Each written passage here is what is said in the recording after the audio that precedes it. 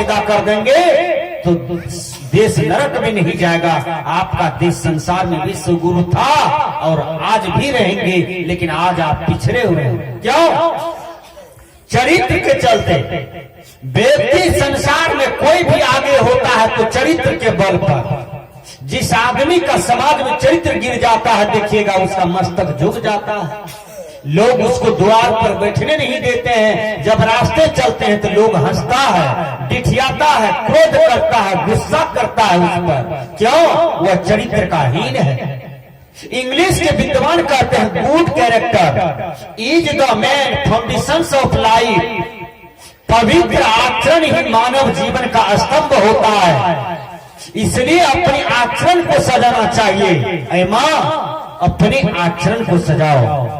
मैंने कहा एक बच्चा से समाज का निर्माण होता है। जो बच्चा आपके आंगन में जन्म लिया है, उस बच्चे के साथ आप व्यवहार कैसा करेंगे पहले ये समझिए। उस बच्चा को सिखाइए, बेटा बोलो पिताजी आ रहे हैं, बाबूजी आ रहे हैं, बाबूजी को प्रणाम करो, माताजी को प्रणाम करो, माताजी को नमन करो, माताजी को दुलार करो, माताजी को साहेबंदगी बोलो, माताजी को जय गुरु करो। ये सुंदर सुंदर संस्कार वाली बात बच्चे को सिखाइए। अरे माँ, जब आप बच्चा को गोद में लेती हो, खिलाती हो, खिलाती हो, बच्चा को तेल लगाती हो, तो आपको क्या कहना चाहिए उस समय जानते हैं?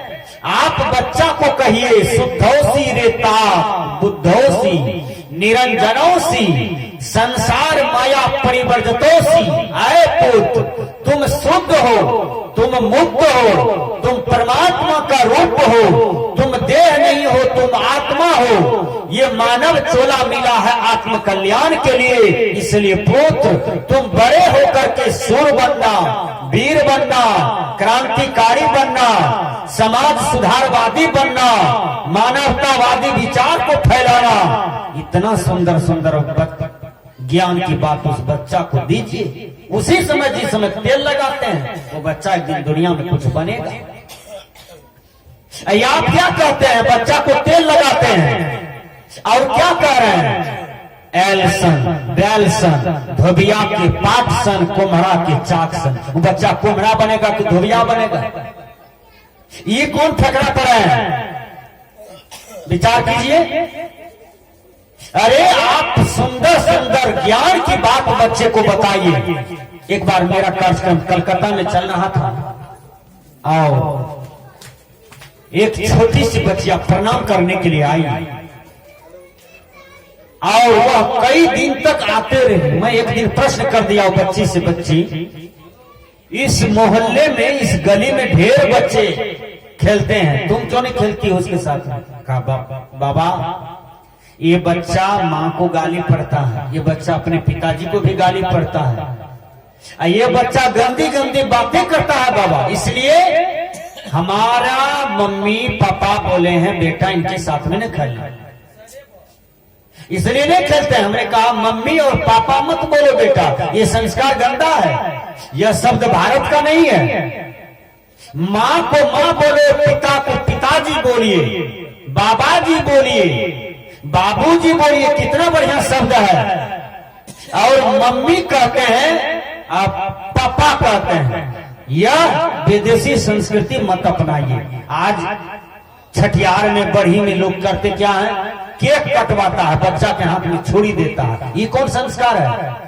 अब वो केक मलेच्छ वाला है, मक्खी मरा है कि कुकुरमाछी मरा है कि उसी में रचा पचा दिया है, उस सबको काट काट करके मुंह में लगाते हैं। लोग इतना बता हुआ है कि गालों में लगाता है, देखिए, माथा में लगा देता है, कनपट्टी में लगा देता है, फुकना फोड़ता है। ये कौन संस्कार है भैया?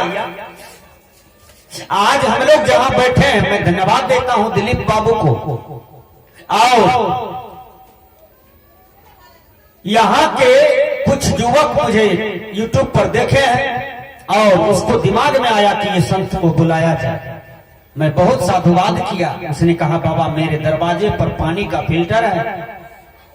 मैं बहुत धन्यवाद दिया। मैंने कहा आपको बहुत बहुत साधुवाद। आपका कार्यक्रम बन के डायरी में तैयार है, मैं आऊंगा देर सवेर।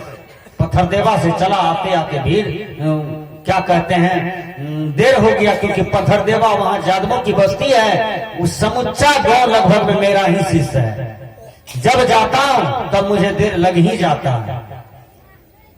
विचार कीजिएगा, मैंने कहा मुंडन संस्कार पर हम लोग बैठे हैं। मुंडन संस्कार में कपार मोड़ा जाता है, केस, ये मुंडन संस्कार है। और क्या मोड़ना चाहिए मुंडन संस्कार में?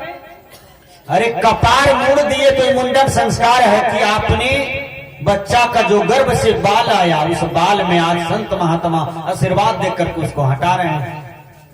विचार कीजिएगा, ये मुंडन संस्कार आप मानते हैं। लोग कपड़े देते हैं, भोज खाते हैं, उमंग मनाते हैं, खुशी मनाते हैं कि बेटा का मैं मुंडन करवा रहा हूं। लेकिन असली मुंडन ये है कि आपके जीवन का अविद्या का मुंडन हो जाए, अज्ञानता का मुंडन हो जाए। आपके जीवन में कई प्रकार की जो कुआदतें हैं, उस परिवार में उसका मुंडन हो जाए, यही सच्चा मुंडन है। इससे बढ़िया मुंडन संसार में कुछ नहीं है। जैसे केस हटा दिए तो बिल्कुल साफ सुथरा उजला कपार दिखाई पड़ता है, उसी प्रकार आपका मुंडन हो जाना चाहिए। आपके आंतरिक मुंडन हो, बाहरी मुंडन हो, यही सच्चा मुंडन है। मैंने कहा कि एक बच्चा से समाज का निर्माण होता है। आपने इंटरव्यू में पढ़ा होगा, अरस्तु का सिद्धांत है। अरस्तु कहते हैं, क्या कहते हैं कि मनुष्य एक सामाजिक प्राणी है। वह समाज में जन्म लेता है, समाज में ही उत्थान और पतन की प्रेरणा लेता है। एक बच्चा से समाज बनता है।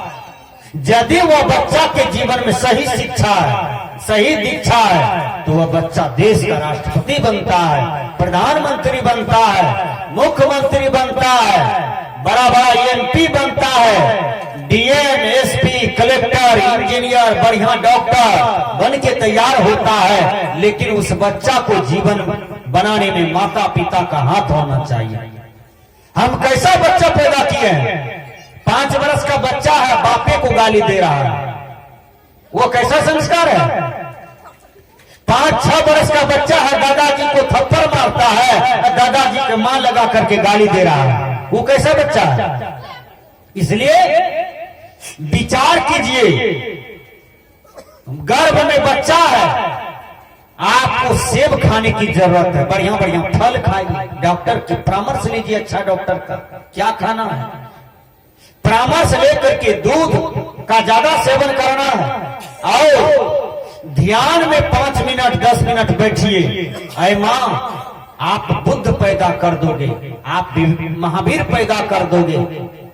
आज कैसा कैसा बच्चा पैदा जन्म लिया है और जाकर के ट्रक लूटता है, दुकानदार को लूटता है, किसी की धन संपत्ति को जाकर के लूटता है। आप कैसा बालक पैदा किए हैं, कैसी बेटी को पैदा किए हैं, कुल खानदान में दाग लगा दिया, आपकी नाक कटा दिया। आखिर संसार में सबसे बड़ी संपत्ति है मनुष्य का चरित्र। जो आदमी संपत्ति कमाया, यदि चरित्र रूपी संपत्ति नहीं कमाया तो वह आदमी सम्मान नहीं पा सकता है। दुनिया में सम्मान केवल चरित्रवान का होता है। विचार कीजिए, आज महात्मा गांधी भारतीय नोट में, चौक चौराहे पर, संविधान में, जहां तहां देखने को मिलते हैं, महात्मा गांधी चरित्र के बल पर छा गए। कबीर साहब हवा को सुनाते थे। कबीर साहब जिस समय जीवित थे, न इसकी बात हिंदू सुनते थे न मुसलमान, और कबीर साहब को पागल समझते थे। कबीर साहब गाछ को, वृक्ष को, खेती खलियान को, हवा को, चंद्रमा को, सूरज को सुना करके अपना विचार चले गए। आज भारत के अंदर में 20 करोड़ कबीरपंथी है, 20 करोड़। कबीर साहब जिस समय जिंदा थे, उस समय कबीरपंथी नहीं था। कबीर साहब चले गए, आज कबीर साहब का विचार हवा में गूंज रहा है। कबीर साहब हवा को सुना के गए थे, आज हवा में उसका प्रचार हो रहा है। ऐसा कौन गुण है जहां कबीर साहब का एक भी शिष्य नहीं है? हर जगह है, पूरे देश के अंदर। विचार कीजिएगा, तो मैंने कहा जो बच्चा को जन्म देते हैं वह बच्चा के जीवन में शिक्षा हो, दीक्षा हो। बच्चा को मूर्ख नहीं रखिएगा। मूर्ख बच्चा परिवार का दुश्मन होता है, मूर्ख बच्चा माता पिता का दुश्मन होता है, और मूर्ख बच्चा आपके जीवन को हत्या कर बैठेगा। एक बच्चा का शादी 11 वर्ष की अवस्था में हुआ, ध्यान से सुनिए। वह बच्चा जब जवान हो जाता है तो वह बच्चा अपनी माँ से कहता है, माँ जी हमको ससुराल जाने का मन करता है। माँ कहती है, बेटा तुम तो बिल्कुल मूर्ख हो, भैंसवार हो, बेबार हो, न बोलने का ढंग है, न चलने का ढंग है, न रहने का ढंग है, न कुछ ढंग तुम जानते हो। बेटा तुम ससुराल कैसे जाओगे? नहीं माँ, गांव के प्रभाकर, दिवाकर, रविकर, सुधांशु, दिव्यांशु सब ससुराल गए हैं, आए हैं, वहां की कदर व्यवस्था को बोले हैं, माँ हम भी ससुराल जाएंगे। माँ अपनी बेटा का कमजोरी को पहचानती थी। माँ कहती है, बेटा ससुराल जाओगे, इसके लिए मैं तुमको सामग्री तैयार करता हूं। ससुराल तो जाओगे, लेकिन बेटा नाक नहीं कटाना, प्रतिष्ठा पर आंच नहीं लगाना। कहा ठीक है माँ, हम बड़प्पन करके आएंगे ससुराल से। माँ सब कुछ बना करके दिया और 200 टका दिया। कहा बेटा जाओ गाड़ी पकड़ करके जाना। कहा माँ गाड़ी हम देखबे नहीं किए हैं, गाड़ी कैसा होता है? हम तो सोचे थे भैंस चलाते हैं, भैंसे पर चढ़ेंगे, भैंसे को चलाते चलाते ससुराल पहुंच जाएंगे। कहा नहीं नहीं बेटा, विज्ञान का डेवलप है, विज्ञान का विकास है। आज भयंकर भयंकर गाड़ी है लोगों के लिए। बेटा जिस गाड़ी को तुम पकड़ करके ससुराल जाओगे वो गाड़ी काला होता है, इंजन से धुआं निकलता है, पानी डाला जाता है, पानी निकाला जाता है, पानी गिरता भी है। ये गाड़ी की रूपरेखा है और गाड़ी पटरी पर आकर के लग जाता है। देखिए माँ बता दिया। कहा बेटा उस गाड़ी पर बैठोगे तो टिकट कटा लेना। कहा ठीक है। लड़का ठकवा केला पुआ साया साड़ी ब्लाउज का गट्ठर लिया, ससुराल जा रहा था। ससुराल की गर्मी था जाने का, प्रथमे बार जा रहा था। लड़का प्लेटफार्म पर पहुंचता है। जब वहां पहुंचा तो दिमाग लगाया कि टिकट कहां मिलता है। एक आदमी से पूछा टिकट कहां मिलता है? कहा वो जाओ वहां खिड़की है वहीं मिलेगा। लड़का टिकट मास्टर के रूमे में घुस गया। उसको जाना चाहिए खिड़की के पास, वो रूमे में घुस गया। टिकट मास्टर से प्रश्न करता है, टिकट मास्टर आप है?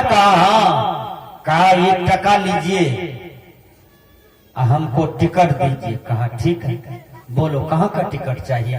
कहा ससुराल का टिकट दीजिए, हम ससुराल जा रहे हैं। देखिए एक मूर्ख की भाषा देखिए और एक शिक्षित विद्वान की भाषा देखिए। मैं वो भी बता देता हूं। वो लड़का कहता है हमको ससुराल का टिकट चाहिए। टिकट मास्टर कहते हैं, ए जी यहाँ ससुराल का टिकट नहीं मिलता है। तुम्हारा ससुराल कहाँ है? पहले तुम ये बात बोलो। कहा मेरा ससुराल तो कटिहार पड़ता है। कहा 90 रुपया लगेगा, 10 रुपया लौटेगा, बना दो? कहा बना दीजिए। 10 रुपया लौटा, टिकट दे दिया। कहा गाड़ी आने में 1.5 घंटा विलम्ब है, बैठो प्लेटफार्म पर। बैठा था 1.5 घंटा पुरते पुरते तब तक में एक हरियाणी टीटी बेचारा, काला जैकेट, काला चश्मा, काला कलम, काला बैग, काला कुर्ता, काला पैजामा पहन के एकदम जा रहा है। अब मुंह में पानामा है, सिगरेट पी रहा था। पीते पीते वही आदमी के सामने आया, पटरी पर खड़ा हो गया, बम्मा चला दिया, लघु शंका कर रहा है। वो लड़का के दिमाग में आया, मां कही थी गाड़ी काला होता है, धुआं निकलता है, पानी गिरता है, यही तो गाड़ी में है। लड़का गुना भाग करने लगा। सोचा मां तो झूठ बोलेगी नहीं, अंदाज गाड़ी यही है, इसलिए पटरी पर खड़ा है, पानी निकल रहा है, धुइयों निकल रहा है। लड़का गट्ठा उठाया और छड़प के चढ़ गया टीटी के कन्हा पर। टीटी हड़मड़ा के गिरा मुहे बाटा। टीटी जब हड़मड़ा करके गिरा तो टीटी कहता है रे छोड़ ने के छिया रे, दम टूटले मर जेबे छोड़ी रे करके आए गाड़ी चल न ससुराल। करे छोड़ ने रे हमें गाड़ी नहीं चाहिए करके वहीना नहीं चढ़ल छिए, टिकट कटा चढ़ल छिए।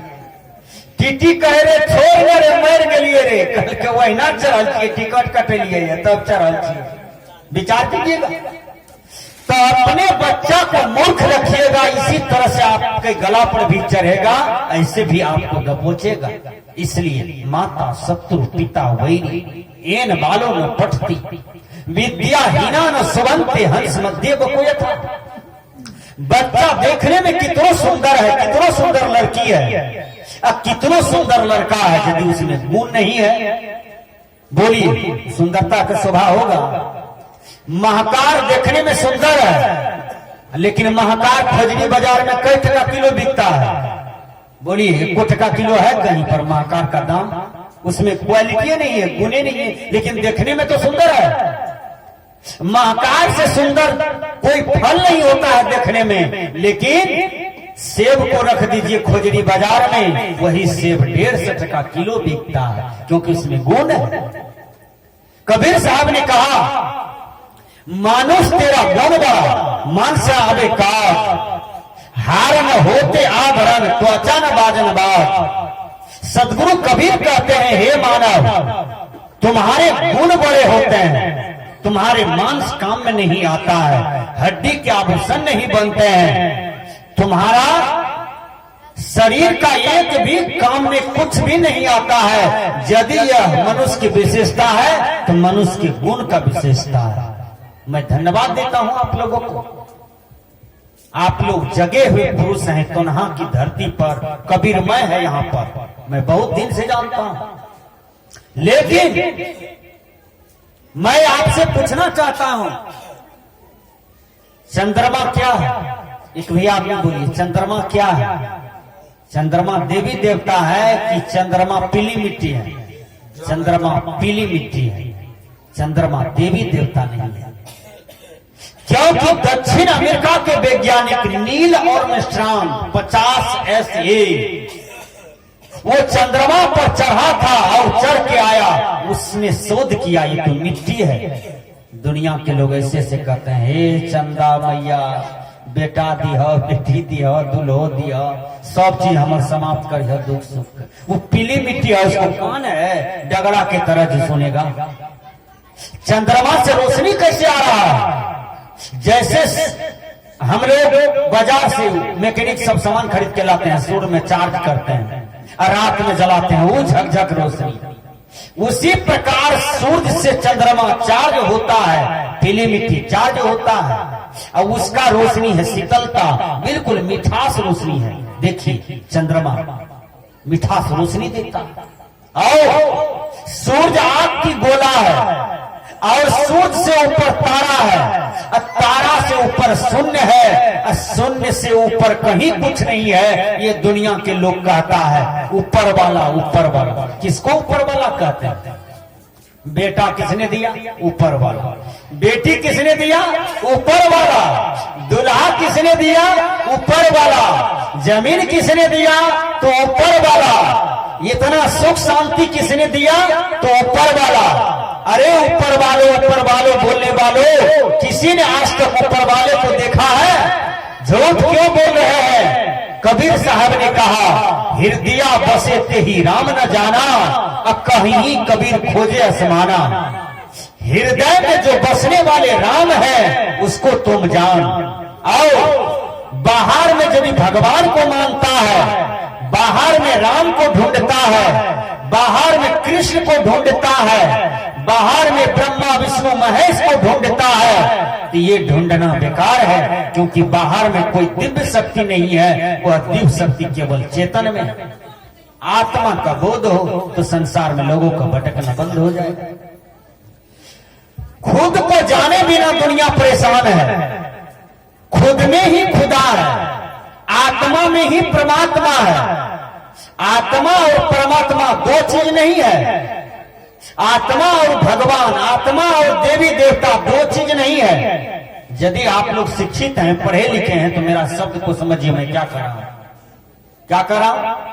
जब तक यह आत्मा अज्ञान में है तो आत्मा कहलाता है। ध्यान से सुनिए, यही आत्मा जब ज्ञान का विकास कर लेता है तब यही आत्मा परमात्मा हो जाता है। परम प्लस आत्मा मतलब श्रेष्ठ आत्मा, उच्च आत्मा, मोक्ष आत्मा, शुद्ध आत्मा, इसी का परिष्कृत रूप बनता है परमात्मा।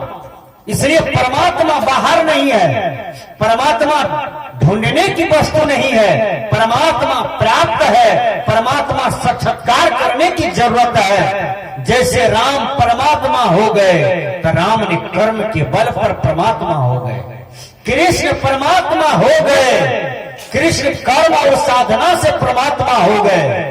बाबा कबीर परमात्मा कहलाते हैं तो कर्म और साधना के बल पर कहलाते हैं। इंग्लिश के विद्वान कहते हैं if wealth is lost nothing lost, if health is lost something lost, if character is lost everything lost. धन खोया तो कुछ न खोया, शरीर का स्वास्थ्य खोया तो कुछ कुछ खोया, लेकिन मनुष्य का यदि आचरण गिर गया तो उसका सर्वनाश हो गया। आचरणवान व्यक्ति ही भगवान होता है, आचरणवान व्यक्ति ही परमात्मा कहलाता है, और आचरणवान व्यक्ति ही यह संसार में श्रेष्ठ आत्मा कहलाता है। इसलिए अपना आचरण का पूजा करें, आचरण को, मर्यादा को समझें। मैंने कहा एक बच्चा से समाज का निर्माण होता है। अब चलिए बच्चा के संस्कार को हम कैसे निर्माण करें। उस बच्चे को बोलिए बेटा मिट्टी के खंभा में कुछ नहीं है, ध्वजा के पास कुछ नहीं है, कंकड़ पत्थर में कुछ नहीं है, पीपल बरगद में कुछ नहीं है, आकाश पताल में कुछ नहीं है बेटा, नदी नाला में कुछ नहीं है बेटा। यदि सब कुछ को प्राप्त करना चाहते हो, सर्वोपरि शक्ति को तुम पूजा करना चाहते हो, तो जिस माँ ने तुमको 9 महीना पेट में रखी है वह माँ असली देवी है। जिस पिता ने पेट काट करके ईंटा की भट्टी में काम करके तुमको डॉक्टर, मास्टर, इंजीनियर, कलेक्टर बनाया है, वह तुम्हारे लिए देवता है। ये मानवतावादी ज्ञान दीजिए बच्चा को। वो आप मंदिर में जाते हैं, आप मंदिर के मूर्त के आगे में खड़े हैं, क्या कहते हैं? ओम जय जगदीश हरे, स्वामी जय जगदीश हरे। मुड़ी डोलाते हैं, घंटी डोलाते हैं। छोटका बच्चा कहता है ओ बाप रे बाप, ये कौन जगदीश से, हो बाप रे बाप।